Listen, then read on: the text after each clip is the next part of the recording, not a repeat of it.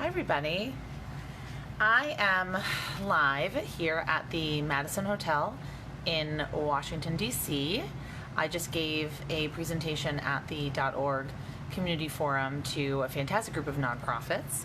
I'm thrilled to be here. I'm so excited. So I was so inspired and energized by Brian Fanzo's presentation of iSocial Friends. He gave a 45-minute presentation on how to just get out of your own way, how to use video, and how to press the damn button. That I was like, how can I sit through that and be so energized and inspired and then not press the damn button myself today? So it's hours later. Brian, you inspired me. I'm doing it. I do video a lot, but I'm always hesitant. I know I need to do it more. Okay, so today I have 5 social media tips for you, 5 social media tips for nonprofits on how to use video specifically, based on things I learned in Brian's presentation, things that I knew, things that I want to impart to you to kind of kick your butt if you are uncomfortable doing video. Don't turn away. Don't tune me out. Don't say, I will never do video. I can't do video for XYZ reason. Just hear me out. Okay. So the first tip is to think about social media video as documentation and not creation. So we get very hung up on content calendars and editorial calendars and content creation, and everything has to be perfect. There's no such thing as perfect. There's no such thing as control. If it's a live video, anything can happen, especially in a live video, but in a video, anything can happen. So think about social media video specifically as documenting. So if you have a fantastic board meeting, take 30 seconds to talk about what you learned, what you covered, what came out of it, what are the accomplishments, what's your vision for the next 6 months going forward. If you have a great event planning meeting, go behind the scenes, take pictures, take short video, take snippets of the staff members packing those bags up for Thanksgiving dinner or wrapping presents for Christmas. So think about some of the awesome things that you do that don't necessarily directly involve like providing support to clients. Think about all the behind the scenes stuff that you do. Think about everything that happens in your organization that makes the work possible, that helps you create impact, and document this in short little video snippets that you can post either on stories or throughout the day. Number 2, if you are very scared of going on camera, or if you don't want to be the face of the organization, or if you struggle with confidentiality issues and you don't want to put your clients on camera, turn the camera and shift your perspective. This was one of my absolute favorite points that Brian made today. So he showed the example of Snapchat spectacles. So these are a pair of glasses that have a camera on them. So it's not him. He's not taking a video of himself. He's taking a video of things from his perspective. His face is not on the... Okay, so somehow, I don't know, the wireless connection, I'm at a hotel and the wireless connection is terrible. But like I said, anything can happen when you're on live video. So I'm just gonna keep going. So turn the camera, shift perspectives, get other people to tell the story if you are not comfortable being on camera, or if your clients are not comfortable being on camera. Now, to add my perspective, I think it is imperative for nonprofits to tell their stories, and it's imperative for nonprofits to tell them on video. Our people can't wait. The issues that we are dealing with, the problems that we are solving, the solutions we're providing, and the people we're helping, they can't wait for us to get our act together and for us to be like, oh, I don't look pretty on video, or oh, I don't like my voice on video.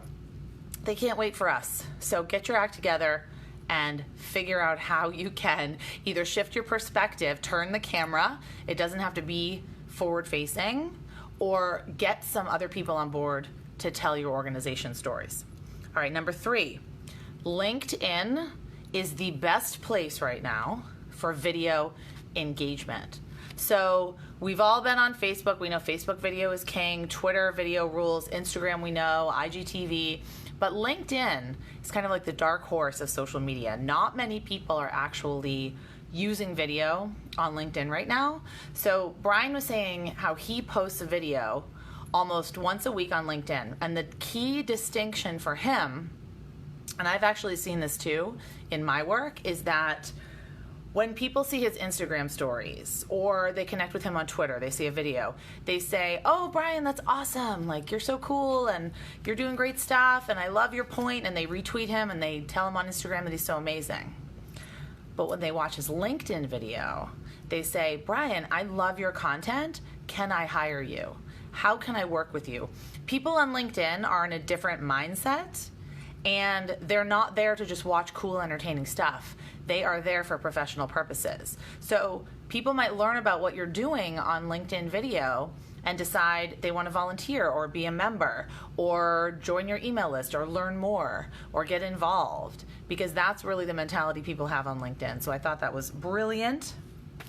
Number 4, if you are completely uncomfortable with doing video like I'm doing right now, this is not for everybody, do FaceTime with trusted friends or family 5 times a week.